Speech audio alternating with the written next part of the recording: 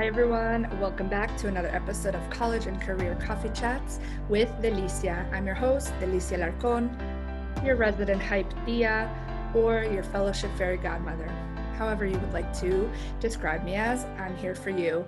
This is another episode of interviews and guest speakers coming in to chat with me about being a first generation, how to navigate imposter syndrome, how to navigate the world today in the work environment, the application process, the undergraduate admissions, and the graduate admissions process. We're here together to chat about it, to peel back the layers, to peel back the curtain behind what happens in higher education, to really provide the skills and the tools necessary to succeed in whatever that goal is for you. So make sure you have your coffee, your energy drink, or tea, whatever you want to listen in on this conversation between my guests, my colleagues, and my friends. And make sure you stay tuned so you can get access to all the free goodies and the gifts that I have created for you as it relates to training, about scholarships, about resume writing, about cover letter, anything that you need in the process. I've created some gifts for you so you can download those instantly and have access to the workbooks and the trainings. And stay tuned if you would like to join the Facebook group and the community to connect with everyone. So without further ado, let's listen in on our guests and our conversations. Cheers.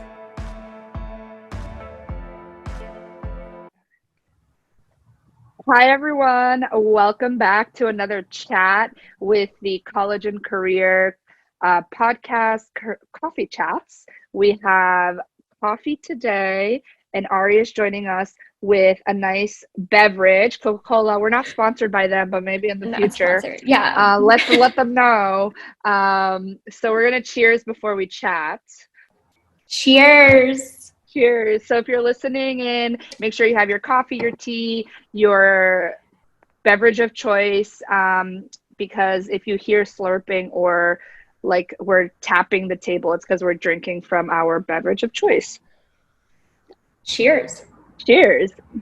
So if you're new to us, make sure you're listening. We talk all things career, college in a very informal, organic way so we can get to the nitty gritty of things and our experiences and people's stories, not scripted, and just having fun chats with these friends that I have met on the interwebs.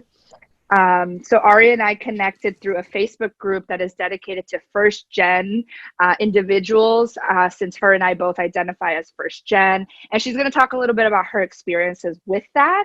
But before that, I want to give you an intro as to who she is. She is awesome, and I'm so excited to have her with us here. So she is originally from Honolulu, Hawaii. Then she moved to Flagstaff, Arizona, to pursue her career and her degree in higher education. Like other first-gen college students, Ari experienced some hurdles when approaching the higher education environment, which we're going to talk about. And after obtaining her degree in strategic communication at Northern Arizona University, she decided to remain in Flagstaff and work full-time.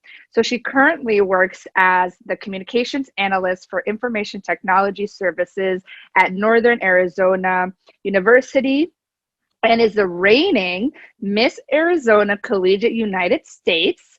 So let's give her a round of applause real quick for that.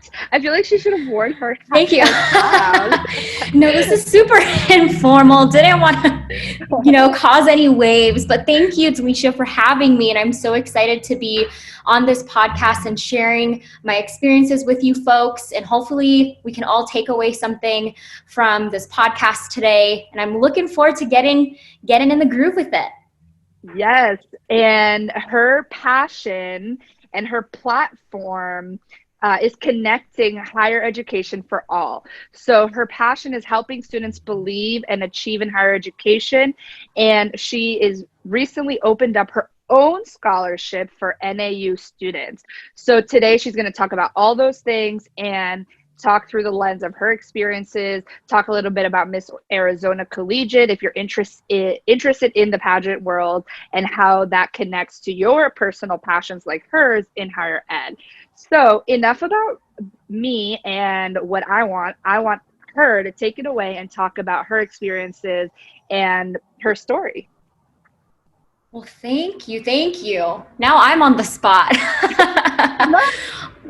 Like my intro said, so yeah, I'm originally from Hawaii. And to be honest, I went to a private Catholic school for all of my life. And my grandfather was the one that really was that advocate for education for me. He helped my parents pay my way through school for 13 years. And it's insane. I went to a private high school that costed more than my college tuition. Wow. And that is crazy to think about, but it is not a rarity in Hawaii. Like, that's just how the cost of living in Hawaii is insane. So when I was a junior, I had all these accolades. I was student class president, I was captain of the volleyball team, yada, yada, yada, the list goes on. I started applying to, I would say, brand name schools like UCLA, USD, Stanford, and I had my heart set on going to California. If you missed it, Alicia said I'm currently in Arizona. So there's obviously something that happened there that led me to where I am. So I got a bunch of denials, a bunch of acceptances, and what really stuck out to me was the financial aid packages that I received in the mail when I got my admissions letters. It was insane. It was like $60,000 per year without housing, meals, whatever, you name it. That was just solid tuition, not including books. And I had to have that conversation with my parents, like, I'm excited. Can I go here? And they had to say no, because I didn't want to take $100,000 in student loans. I didn't want to be in debt. And my parents were totally new to this. My grandparents are from the Philippines, and so technically my dad and my mom are the first generation Americans in our family. And because they were a very non-traditional American family, they didn't have the opportunity to go to college. And my parents had me at a very late age. They had me at 38.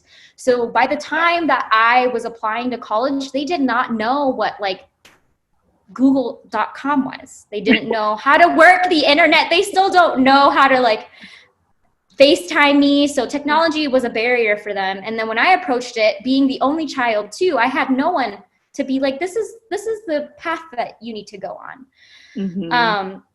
Now, granted, going to a private Catholic school where there's a lot of my peers that are wealthy and affluent, they were like, I got all this money. So I started getting that pressure, that pressure to apply to all these brand name schools. And I was just doing it blindly because all of my peers did it. I didn't know my why. And that's something that I would encourage you folks to do, is know your why. Know what you want in a university. As much as you are looking to apply to them and appease them, they also have to appease what you're interested in as well. They have to put in, it's like a mutually exclusive relationship. Yep. They need to put in the work to show you that this is going to be your second home, because it is. You don't want to go into a place for 4 years or however long you're going to do your, degree and not like it at all. So I came across, after that whole figuring out finances and not being able to go to California, I had to look somewhere else. So this college, University at Northern Arizona University, kept contacting me to the point where it was a little bit annoying, but they showed me that they had a lot of interest in me. And I think that that's what a lot of students, when they're navigating this for the first time, miss.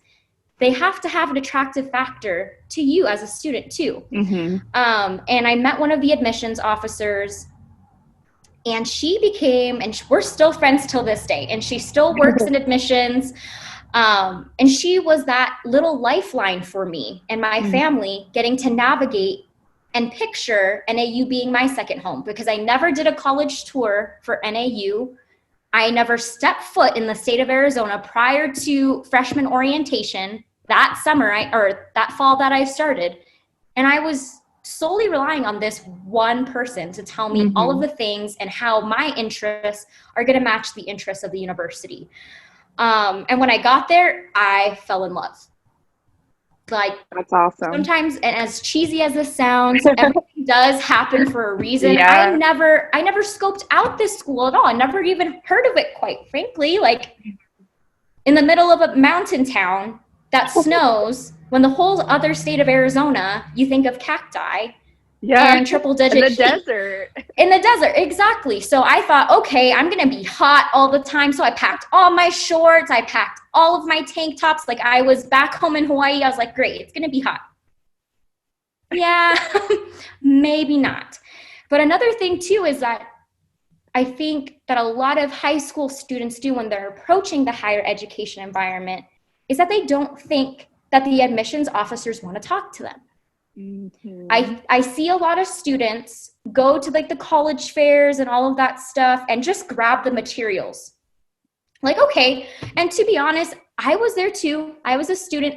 I would just grab the material, stuff it in my bag, and I would never look at it again. Right? And I think that happens with a lot of us. Like, I just don't know. And the admissions officers want to get to know you. They really do. And I feel like once you build that rapport, there's a lot of perks that come out of having a relationship with your admissions officer. Mm-hmm. Whether that be, you know, like maybe waiving the application fee, whether mm-hmm. that be connecting you to clubs on campus that you've never heard of before, or maybe helping you find an on-campus job. Like, that person for me really helped me navigate my freshman year. Mm-hmm. And thankfully, I had 5 of my classmates from high school that I graduated with come to NAU the same year that I was attending as a freshman. So I had that little piece of home. But honestly, the first year was rough. At first, I was super excited to be away from my parents. I was like, thank goodness, freedom. Yeah. I was stoked, right? Stoked to be in a new place, have new friends, build those relationships. And then it started getting cold around this time of year in October. Yeah. And, you know, you typically have midterms during this time of year, pre-COVID. And it was stressful. And that amount of stress, being away from home, getting colder, having it get dark earlier, yeah, all had these factors of playing into homesickness. Mm-hmm. And I feel like homesickness is something that occurs regardless if you are attending an institution in your home state or mm-hmm. if you're not. It's just all these factors that play in. So what helped me with my homesickness is getting involved in clubs, organizations, to help you feel like you're at home. I started cooking local dishes, if you will, that helped me integrate that little piece of home and carry that with me. And also just technology nowadays is incredible to the point where you can FaceTime, Zoom, mm-hmm. Microsoft Teams, and still get that sense of home. Because I believe that at one point in your collegiate career, you will feel homesick. Yeah. It's inevitable. And then during, freshman, sophomore year, I started just navigating the playing field. I didn't get an on-campus job, but some people do. Everyone's different. Not all students are the same, but my path was I just need to focus on just getting the feel of the land. Because I didn't know where things were. Mm-hmm. And it's just as cheesy as finding your favorite place to study or get coffee. Build that foundation your first year, because those years beyond that, you're just going to build on top of that foundation. And you're going to feel more, I like to say, identity capital. You build that identity capital that helps you, right? Identity capital. You get to know who you are, because granted, as a 17 or 18-year-old, you're not going to know like what you declare your major as. I changed my major 5 times. My parents were like, we're going to pay for your tuition for you to become a lawyer. Sat myself in that like philosophy 101. I could not do it. Yeah. So build that identity capital, build that foundation, because you don't want to pursue pursue a degree that you're not going to be interested in and drag yourself through your degree for 4, 5, however long it takes, years, and completely hate it. You want to find something that you're passionate about. So that's why I went into public relations and advertising and strategic communication, because I like to talk, if you haven't noticed by now. If you haven't noticed by now, I like to talk. And having an NAU, I feel like, is a smaller campus compared to our sister universities, ASU and U of A, to the point where I knew that having that smaller campus, that more intimate feel, the professors were able to kind of remember my name, or at least, remember my face. So I'm not just like a number on their, class sheet. Right. That really helped me too, because I was able to open up. I told them, like, hey, I'm struggling, like, please help me. And that's another thing that I think a lot of college students don't take advantage of, is asking their professors. It's like, go to class, have the lecture, and you're done, do your homework. But they really want to get to know you, at least from my experience. They want to get to know what your goals are during your time here. Sorry, my dogs are having a fun time outside. We like dogs. Right? And like, even like simple things like going to their class hours, just building a relationship, having that rapport, because who knows? Maybe they can help you get published. Maybe they can help you find an internship. So those are all the things that I wish I would have done. And for my first and second year, like I said, I was just kind of just navigating what I wanted to do. I did Quidditch for a little bit because I was just bored out of my mind. We do have a Quidditch team at NAU. If you're interested in Quidditch, they're called the Narwhals. I don't know if they're playing this season, but apparently they're like ranked 18th in the nation. So if you're an HP fan, all you HP fans out there, NAU has a Quidditch team. And it's just like, do stuff that you would never experience or think that you thought you could do. I don't know if that made sense, but you know what I'm saying? Like, do all the things. Do all the things, because I think that if you do things that do interest you and do things that don't interest you, you build that identity capital that's going to set you up, help you feel more confident in your identity capital and more confident moving forward. And then junior year comes around. I was like, great, I have 2 more years. I need to get an internship. I got to do all these things. And unfortunately, my parents at the same time were going through a divorce. So they broke the bad news to me saying, hey, homegirl, we can't finance your tuition anymore. It's like, oh, what does that mean for Arianne Yago? It means that I had to either take out another student loan or finish early because they were done after year 3. So all happening really plummeted my mental health. So tip here, your mental health is important.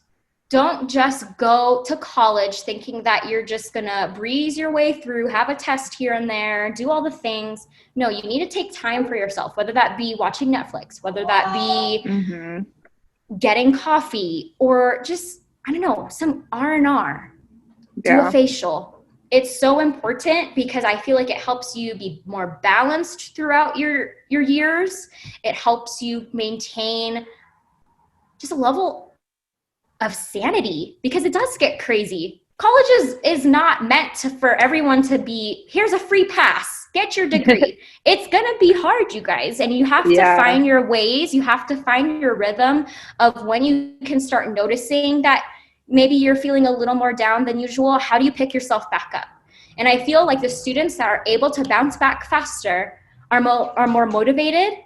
And I feel like that's something that a lot of institutions don't reiterate during your degree. Like, what happens after your degree? And I wish more institutions did that. It's not all about, okay, you're going to graduate and you're going to get this beautiful full-time job right out of college, because now you have a $40,000, $50,000, maybe $100,000 diploma to show it off. No, after I graduated and entered the professional world, oh my gosh, I was applying. I graduated in May of 2018. I started applying in February. Got no, like whatever. And you feel like, what? I thought I got this degree. I spent 4 years and I racked up all these loans to just get a no. And I think that there's a lot of other skills that employers nowadays are looking in students, especially college grads to have in addition to their degree. So just I from my experience, I think it's like community service, internships are really helpful. So that's what I would encourage you to do too. If you are, I don't know, a junior or senior, even if you're beginning your college journey, start getting involved. Period.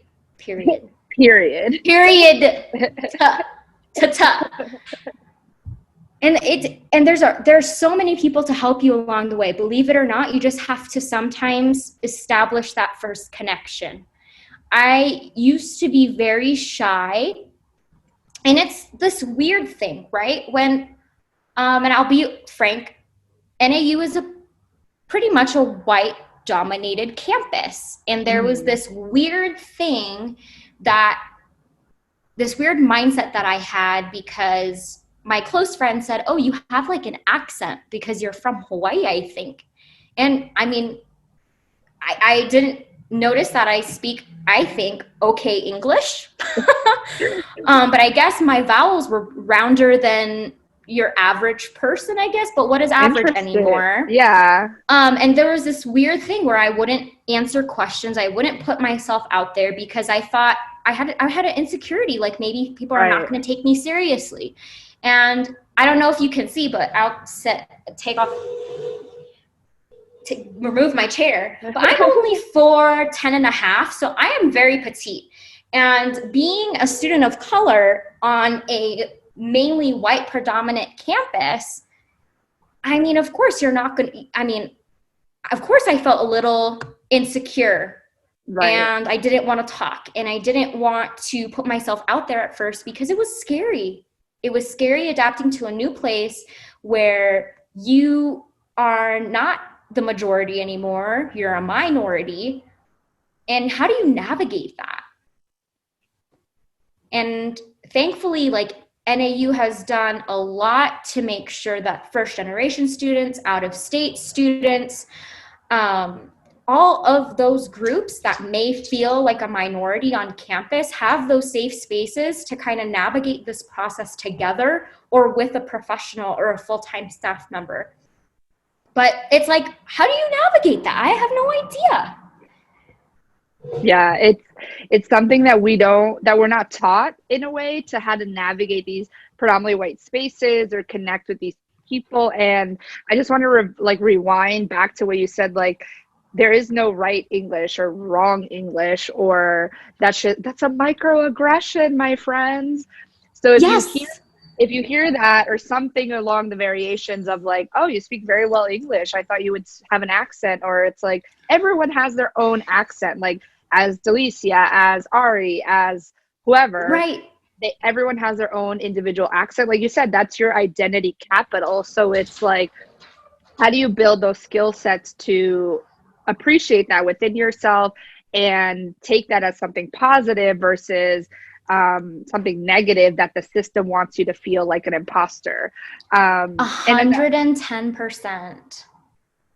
And something you said at the beginning of the conversation of knowing your why when you're going to apply to a university is so important. And also in the job market, knowing why you want to apply to somewhere. And something that I love that you said about demystifying the recruiter in this process, when applying to college and to jobs, like, the recruiter is there to help you and wants to build a relationship with you. They're not like this God that sits on their throne. They want to talk to you. They want to connect with you. They want to know who you are, and they want to help you along the process. And it's really important to build a relationship with them, because it's a 50-50 or maybe 100%, right? You have to give 100% of yourself. The company and the university has to give 100% of themselves. So it's a good match. It's kind of like dating, right? Like you have to match. It's not like one person has more power and the other person has no power. You have to both bring something to the table. So you're also interviewing a university, and you're also interviewing a job or like a company. So you have to also remember that you also have power in the dynamic and the conversation. Sorry, I'm just letting all my dogs in. Oh, it's okay. Do you want to say hi? Yes, say hi. Oh, they were outside, but yet no, 110%. And then to kind of touch on that, after I graduated from NAU, I finally, landed a full-time position in university admissions at NAU. So I wanted to give myself like that full circle experience, being able to recruit students and make those relationships like how that admissions officer 3 years back did for me. Right. So fall 2018, I believe. Yeah, fall 2018 is when I started, and I was assigned the whole state of New Mexico, as well as Thatcher and Safford, which is in southeastern Arizona, as well as the Four Corners region. And I will be honest with you. I thought my assumption was all students are the same. They're going to know what the ACT is. They're going to know what the SAT is. They're going to know all of these things and why I'm here. My first trip was on a native reservation, kind of in between New Mexico and Arizona. And I had students come up to me and be like, yeah, I don't know what I want to do. I don't know how to access the application because I don't have a laptop at home. And I was like, what? And that's where I came down from my little terrace of, oh my gosh, there is a digital divide in higher education or in education in general, especially now during COVID, where a lot of students are remote or attending their classes online. What about the population of students that don't even have the technology to even access internet? And if they do we even have internet to give to them? So it was really eye-opening for me because my territory mainly are students from low socioeconomic backgrounds. A lot of them are first-generation students, and a lot of my students were Native American. And they were really shy. They didn't want to talk to me. I feel like I'm pretty personable. Yes. They did not. They probably were like, who is this young person coming into my classroom talking about higher education when she doesn't even know why maybe I don't even want to pursue a higher education degree. And that's what took me back too, is that a lot of these students, I feel like a lot of people just, rule them off because, they're low SES, they can't afford it anyways, they're not going to retain in higher education. Well, that's not true. A lot of my Native students didn't want to pursue a degree in higher education because that culture values family more than anything else I've seen, and their elders and their animals, their farm stock, or the livestock, and their farm animals. They rather tend to that than pursue their degree. So it's being able to connect with those students and knowing the why, and going back to the why, it just changed my perspective a lot. And it made me realize that even though we are first generation students, your story and my story are going to be completely different. And I think that we even get written off, oh, they're just first gen students. They're probably not going to retain as well as the other students that have parents that, have a degree. But that's not true.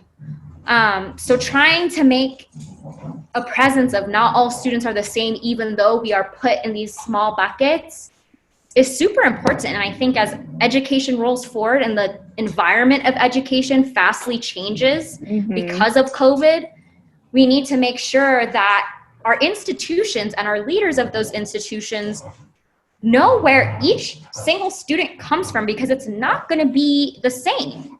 Right.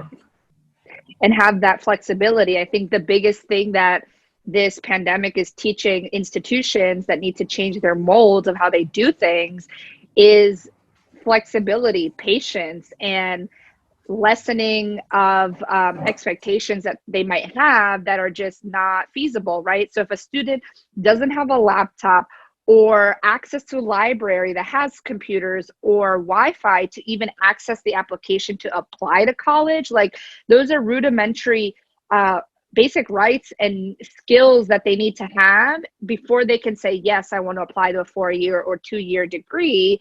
And then once they get through that first hurdle of like the access to the application, like logging into Common App or Coalition and realizing they don't have access to that, is like, okay, we need to re-envision, reframe, and redo everything if they can't even access that. And then let's say they do, and then they get to college and they have to do the FAFSA, the College Board application, like all those things to then even get money.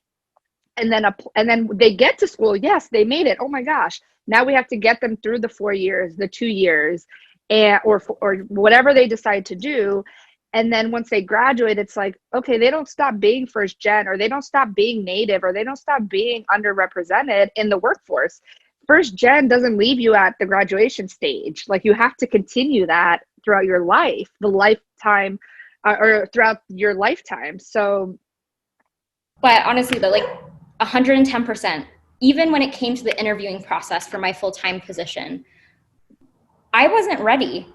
My parents, or my dad specifically, has a blue-collar job, which is very traditional during his time. And my mom was an administrative assistant. And I feel like interviews back then were not how they are right now. And my admissions interview for a full-time staff position was presenting twice and then interviewing twice with their leadership, with the whole group. So I was talking to about 30 people in one room during my interview. And I cried after, because I was not prepared for that. And to be honest, I feel like a lot of first generation students might encounter that same thing, like just completely being blindsided. And Felicia's right. Like, after you graduate and walk across that stage, that label of first gen does not leave you. It also carries on throughout your life and into the professional workforce. And now, after my time at admissions, I work in information technology services, which is a predominantly male work environment, if you will. And I walked in there as being one of the younger ones. So I already had that pegged on me, a woman of color, and then just not your traditional IT person. So it's just being resilient. I think that a lot of first generation students are, but also you have to deeply feel the resiliency, because there's going to be a lot of hurdles, even outside of your degree as well. And just finding those other people. And I think this is why I was attracted to Delicia's podcast and her line of work, is because she's trying to connect people and form this network of folks that are going to be a supportive group of people to help you succeed when you approach the higher education environment, when you're in the higher education environment, and what happens after you graduate. Because I feel like it's still pretty new. I think the term first gen in the higher education setting is still fairly new. A lot of universities are kind of getting, their traction on funding and trying to build that support for these students, which is definitely great. But come on, folks. We gotta get the ball rolling. Yeah, like, we're in 2020. Like, come on. We need to start rolling this out. We need to start building those networks, because let's say if your university doesn't have it, you can come here, talk with us, hear what we experienced during our journeys. You can hear what other folks from across the country have heard, and hopefully you can identify with some of the things that are shared within this podcast, no matter if it's this specific one or the ones before or after. But hopefully we can create that safe space for you to feel comfortable and achieve something in higher education. And I think that's something super important. I don't know if this is just because my grandfather ruled in my head that, getting an education is going to better you in life. And I think that being in higher academia definitely gives you different perspectives that you probably would have never heard of, and allows you to build that identity capital, like I said before, that you probably wouldn't have in any other environment. So it's a really unique experience. And I know for a fact that Delisha and I will champion you, whatever you want to do. Like, we're on your side. We're your team. Yeah. So if you're hesitant, if finances are stopping you, let us connect you to some scholarships, y'all. Basically, it's free money. Free money. We like everything that starts with F and ends with re, because it's great. And if it's something else that's stopping you, I'm not trying to be this advocate of everybody needs to go get their degree, because that's not what I'm trying to say. But if you want to get your degree and that drive is in there, in your heart, in your gut, wherever it is, and something's stopping you from pursuing that, let's chat about it, because there are a lot of hurdles that probably Delisha had to go through. Mm-hmm. There are a lot of hurdles that other students that have gone through and are still going through to pursue their degree, and even just live and go to college. Like, let's take like living on campus. That's a whole different struggle, but like adulting for the first time, right? Yeah. When you're on your own, and let's say that your parents are not supporting you, like what type of employment are you going to get? What kind of other avenues that you can like exhaust if you're just navigating this for the whole first time? It's hard, but you know what? There are people that are going to champion you and help you throughout this process. And I think that that's just special. So Delisha, you've done, I don't know, like, where were you 3 years ago? I don't know, when your homegirl was like crying in her bed, just like, oh my gosh, why am I doing this? Why am I doing this? And there will be those moments, you guys, where you're just sitting there crying because there are so many external factors. And I'm not going to lie to you and say it's easy. And I'm not going to lie to you and say that there are all good days and college is just like Neighbors with Zac Efron. Haha, I wish it was. I wish it was. Unicorns and butterflies. Yeah, and unicorns and butterflies and leprechauns and rainbows. But it's not. But honestly, and I'll tell you this, it's the most rewarding thing. Because I feel like I know myself. I can now make a difference. I know my calling. I know my why. And I'm going to make an impact no matter what. Because I see so many other students that are trying to get into higher education. But let's say, and this is, as an institution, I feel like a lot of institutions' fault. But like, I went to a college fair at a high school on the reservation, and there were only 2 colleges there. Like, hello, other institutions, where you at? Like, how are these students going to access and make them even feel valuable as a student and as a person if no one shows up? So there's just a bunch of things. I could talk forever and ever, but there's definitely a value. There's definitely a value in higher education. And just know that Delisha's trying her damn best to make sure that there's people in a support group that you folks can tune into and connect you to. Because I feel like a lot of the folks that Delisha has featured on her podcast and will feature on her podcast have a commonality. We are all passionate about serving students, whether you're first gen or not, and connecting you to the resources to believe and achieve in higher education. Period. And take period. Period. Which is why I wanted to start competing again in pageants. And I started, when did I start? Maybe 9, 10. But it was like, those toddler and tiaras pageants, like elbow, wrist, like really glitzy. And then in 2018, I competed for Miss Arizona. And I was just kind of feeling around in it, honestly, because I just didn't know what to do. I didn't really have a support system. I was competing in a different state where my family and friends really weren't. And that posed a lot of insecurities in me as well. And after my grandfather passed this past July, kind of going before that, I took a break from pageants. I needed to focus on my full-time career. I needed to focus on school. I'm getting my master's. I'm going to graduate this fall. Like all of these things are happening. Snaps for that. Yay! Thank goodness, because I'm almost done. And I'm so done, by the way. Well, working full-time and trying, like, great. Year like 20 of school. Yeah, seriously, but that's the best thing, you know? Like, I feel like the tools that you get in higher ed makes you a continuous learner. Whether you stop at your bachelor's level, whether you stop at the master's level, whether you stop at a doctoral level, you are constantly learning.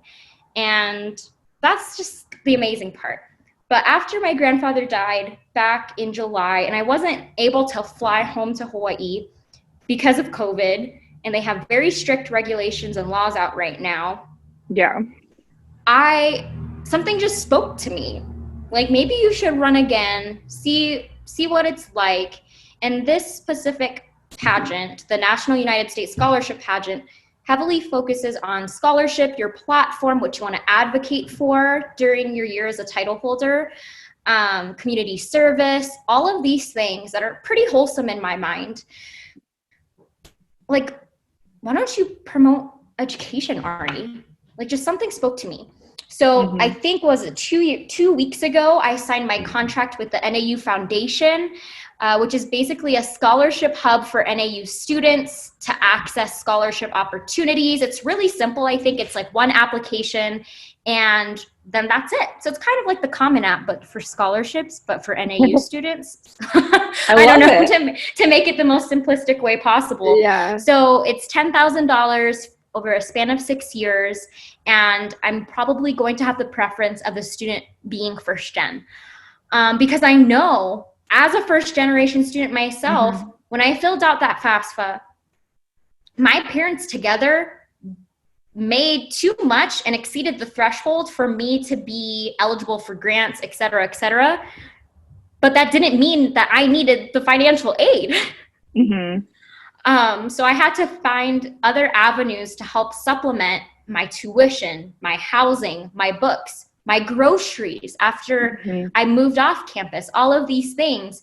So I actually benefited from one of the scholarships at NAU. So I wanted to do a full 360, 180. See, I'm really bad at math. It's okay. We don't do math on this podcast. Yeah, okay. We don't do math. Okay, thank goodness. We do a full circle.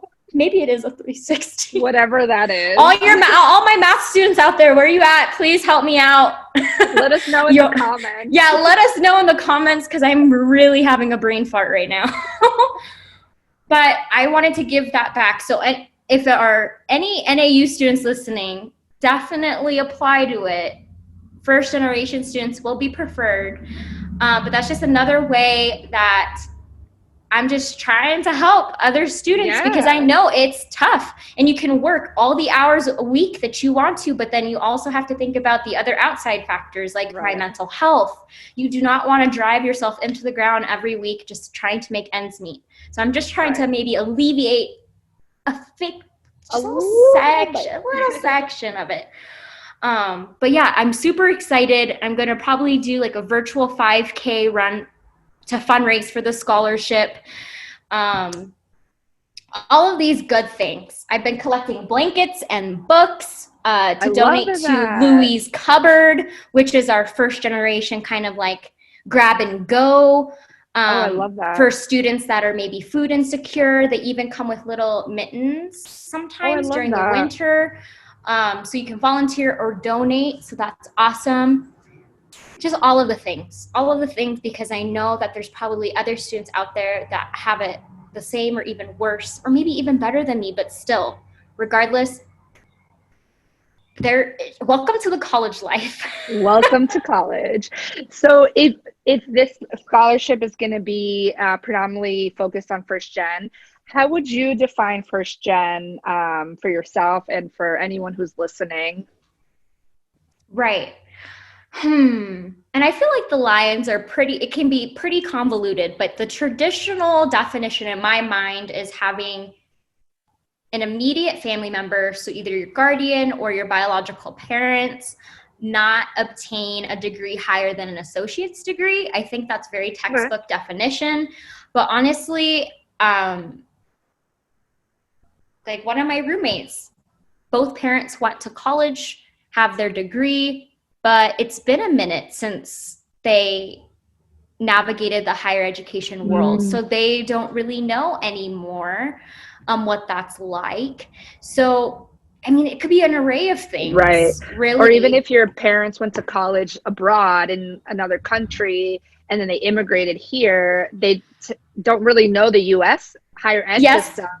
So then that's also first gen in a way, because their kids have to go through the system if they choose to stay in the US and all that stuff. But that's another kind of definition I've heard too.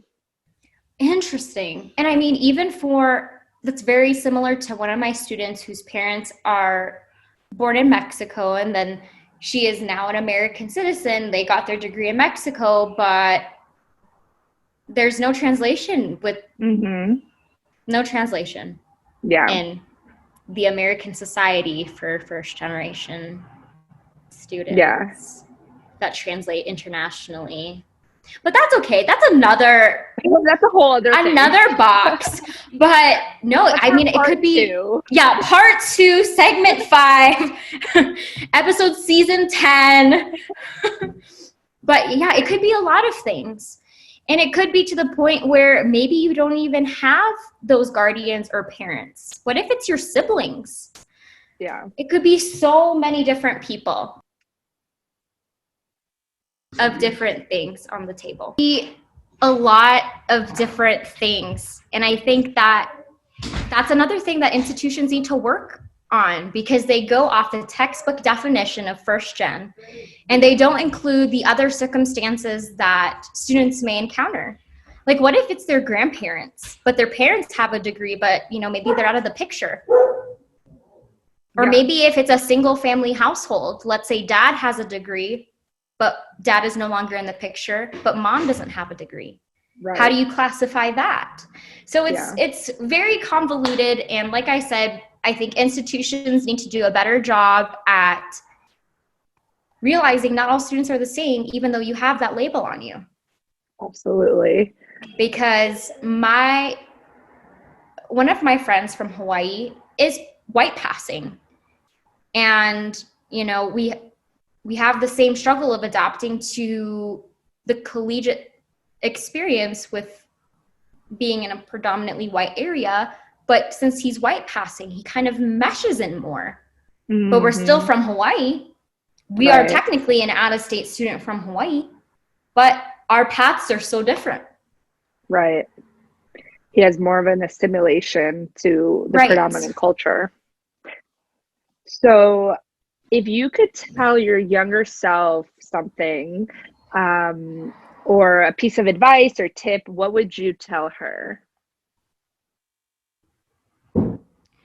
And it can be about anything, not just like college and career. It can be that's a good question.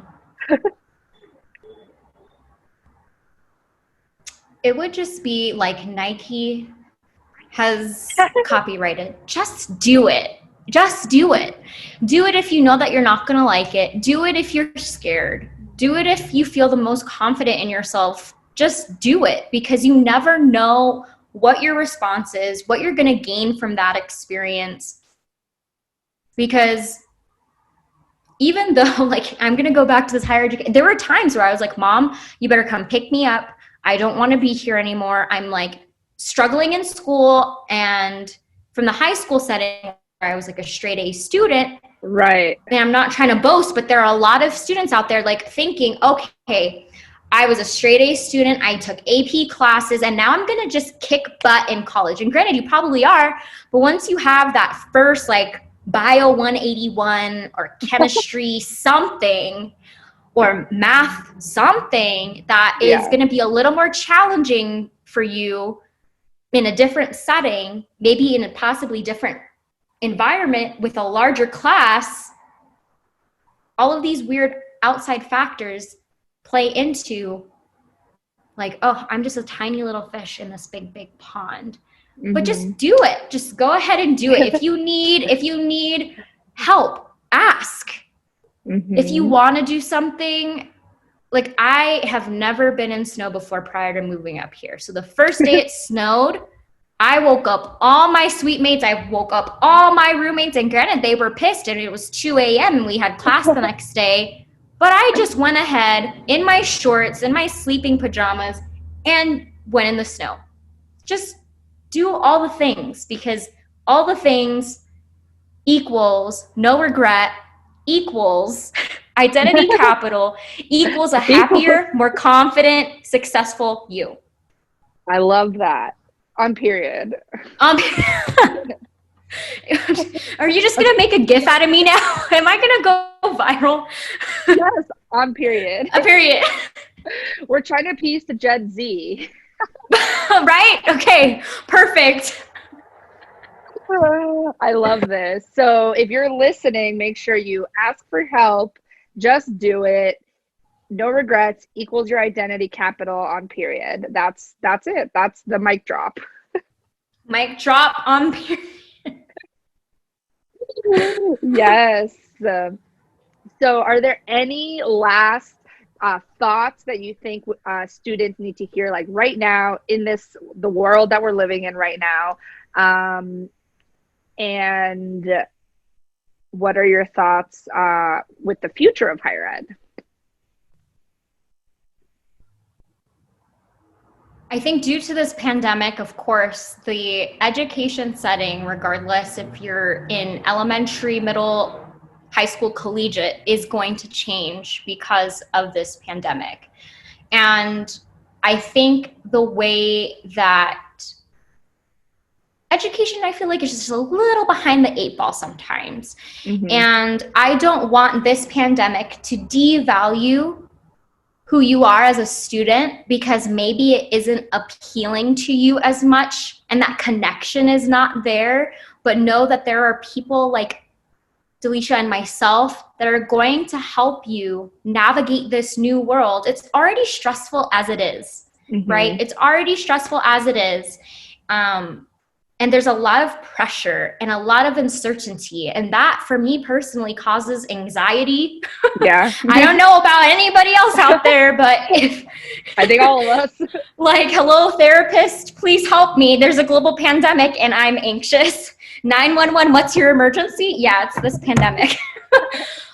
But in times of uncertainty, I feel like now more than ever, there needs to be that network and those people that are going to champion you and remind you that you are special and that you are worthy of achieving whatever you want to become. Because during this time, let's say, and because of the digital divide, there's a lot of students that are not accessing their classes, or their internet connection is not great, and they're not mm-hmm. able to feel like they can succeed or move forward in this time. Mm-hmm. But there are people that are going to help you. There are going to be people that are just going to support you and remind you that you are valid, or not valid, but you are valid. Yeah, you are worthy. And just give you that sense of validity, because sometimes that's all you need.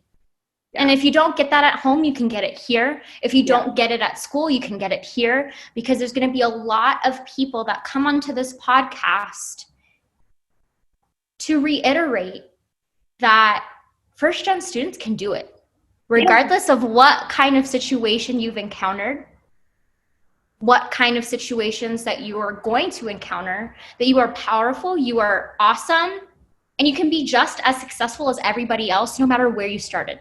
So that is it. I'm not going to blab and go on my gossip, my like praise and worship gossip. That's for after hours. Yeah, that's for after hours. Catch me after 10 p.m. We'll have another podcast for that. Yeah, stay tuned. Stay tuned.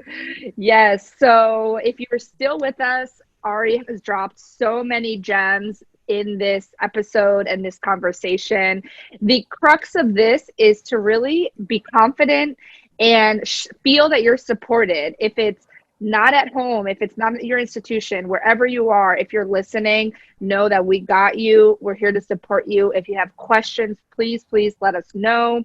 All our information is going to be in the show notes, in the comment section. Email us, find us on Instagram, LinkedIn, Facebook, TikTok, wherever you are. Make sure you get in touch with us. We want to be your support system during these times. And I'm going to drop all of Ari's communication channels so you can touch base with her. If you're in Arizona or have questions about where she works or her scholarship, make sure you get in touch with her. And stay tuned. We might come back for a part 2 and build off of this episode and continue the conversation, because we have still so many things to talk about, like financial aid, study abroad. What do you want to do when you grow up after you graduate? So make sure you come back and listen to that. Are there any parting words, Ari, that you want to tell our listeners?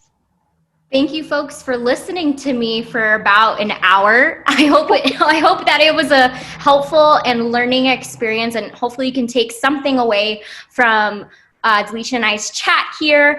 And then hopefully stay tuned for more. But take care, be well, and you got this. Yes, you got this.